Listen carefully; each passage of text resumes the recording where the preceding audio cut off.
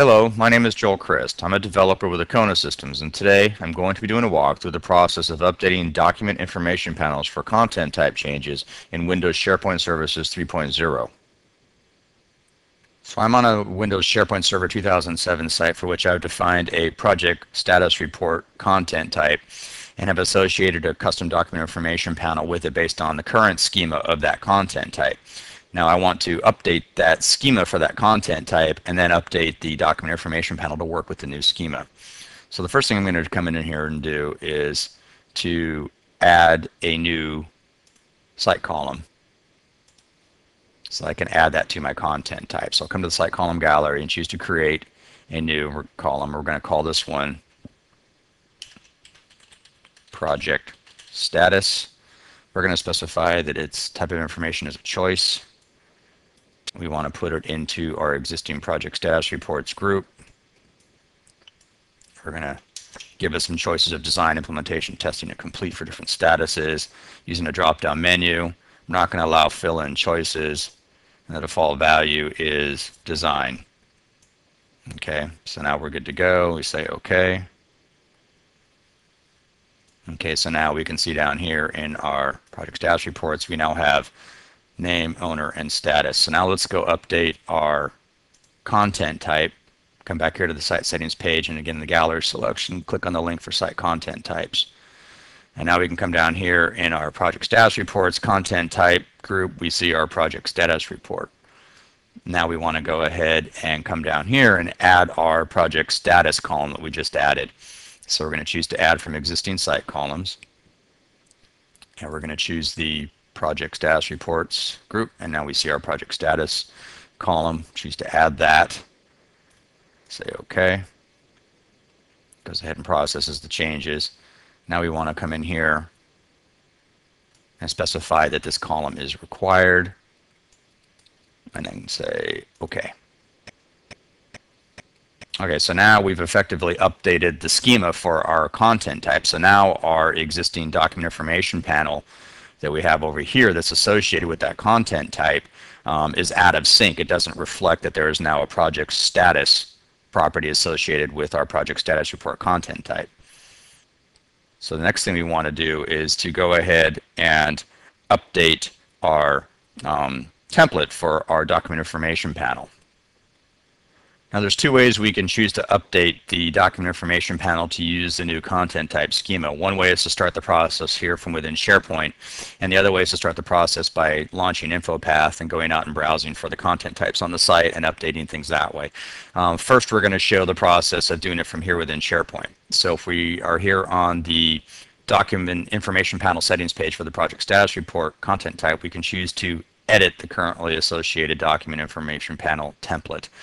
So if we do that, we go ahead, click on that link, InfoPath gets launched, tells us, yeah, it's currently published. You have to remember to republish it. Say OK. So InfoPath picks up that we've changed the schema for the content type associated with this form since the form is last designed. So we say, yes, we want to update the data source with those schema changes. OK, so now we got our form loaded in, and it's still not reflecting the schema changes, the new project status property that we added to the content type. Yet if we come over here to the data source, we can see that we now have not just the name and the owner properties, we have our project status property. So what we want to do is go ahead and add or update our form rather to now work with the new schema. So we're going to create a copy of this horizontal region here, and we're going to change this to say project status. Okay, and we're going to now rebind this guy here to use the project status property.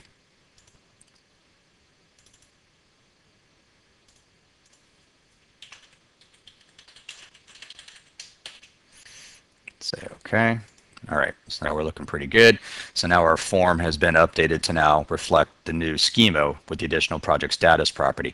So at this point here, we could go ahead and save our file locally and then republish it to our content type. And then when people created new project status reports, they would now get this new document information panel displayed here with the 3 properties on it. But rather than doing that, we're now going to go out and we're going to update the document information panel using Microsoft InfoPath as the starting point. So let's go ahead and exit out of here and say we don't want to save changes. So we'll come back over here. Now what we're going to do is we're going to go ahead and launch Microsoft InfoPath. Okay, so we're in Microsoft Office InfoPath. Now we can choose to design a form template, XML or schema, and say OK. Specify the URL of our SharePoint site.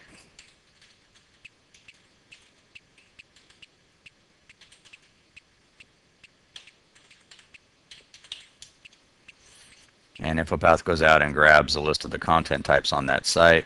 Here's our project status report group. Say, OK, now it's warning us that there's already a custom form template specified for that content type. It's not going to be applied to the content type until we publish it. Say OK. And say finish. And now we see that it's gone ahead and picked up our project status field automatically for us here. Let's go ahead and get rid of the type field.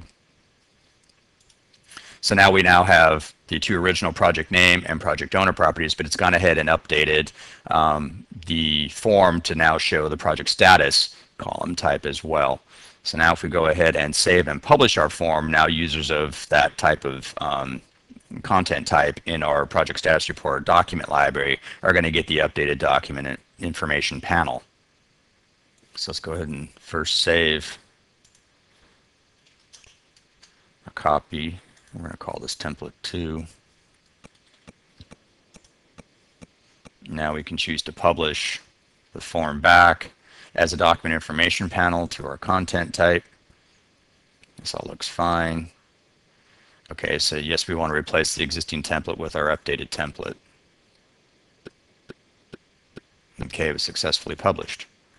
So now if we pop back over here to our SharePoint site, and if we go back and now go to our document library for project status reports, now if we choose to create a new project status report from our document library, we should get the updated document information panel, and we do. Now it shows the project name, project owner, and now the project status as well, currently defaulted to design. So if we go ahead and specify that this is project 2 and we're project owner, if we come in here and try to just to verify that the validation is working, leave that on select, it goes ahead and tags it and says this is a required field. And if we try to now save this changed project status report, it's going to fail because when it goes to validate the document, it says it can't be validated, so some of the properties are missing or invalid. So here it's telling us that this is required. So now we can specify that we're in design mode. And now we can try the save again. And it looks like it should go ahead and go through and complete. And it did. So now if we come back over here, it updates the view, and we now get our new project status report. And it looks like it worked just fine. So after updating the schema for the existing project status report content type, we were able to update the associated document information panel starting from within SharePoint and InfoPath so that it was now in sync with the updated content type schema.